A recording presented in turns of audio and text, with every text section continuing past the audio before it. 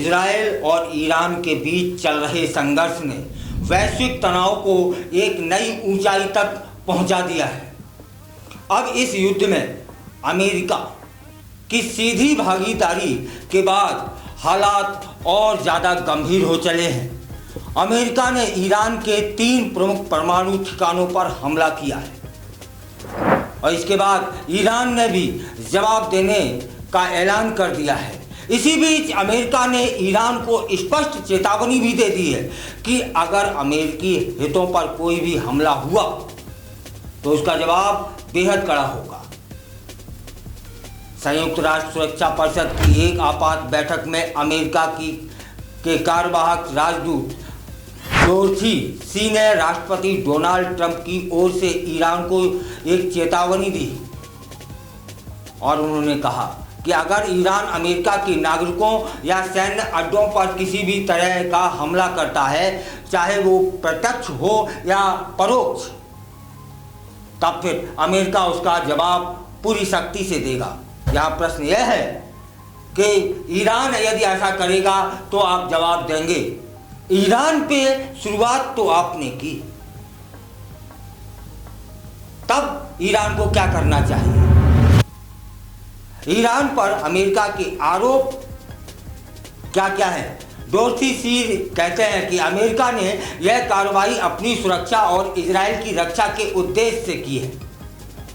उन्होंने आरोप लगाया कि ईरान लगातार परमाणु हथियार विकसित करने की दिशा में प्रयास कर रहा है और इसके बारे में दुनिया को गुमराह भी कर रहा है।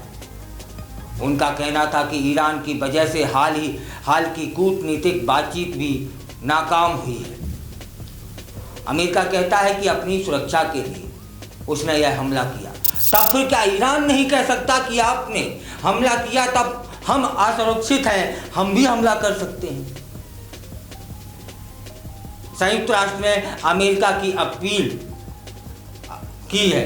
डोरथी सी ने यूएनएससी से अनुरोध किया कि वह ईरान से बात करे। इजराइल को खत्म करने की 47 साल पुरानी रणनीति से पीछे हटना, परमाणु कार्यक्रम को स्थायी रूप से समाप्त करना, अमेरिका तथा उसके हितों को निशाना बनाना बंद करने की अपील हुई है।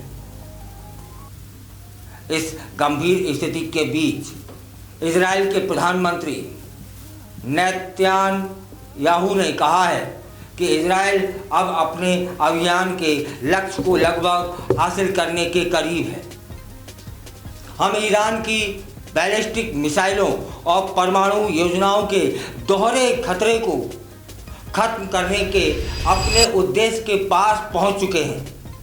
जब ये लक्ष्य पूरे हो जाएंगे तब यह सैन्य अभियान भी समाप्त हो जाएगा। और ईरान की ओर से भी संकेत मिल रहे हैं कि वह इस हमले का जवाब देगा। हालांकि वह समय और तरीका उसकी सेना तय करेगी। फिलहाल पूरे मध्य पूर्व में स्थिति तनावपूर्ण बनी हुई है और अंतर्राष्ट्रीय समुदाय इस टकराव को लेकर चिंतित है।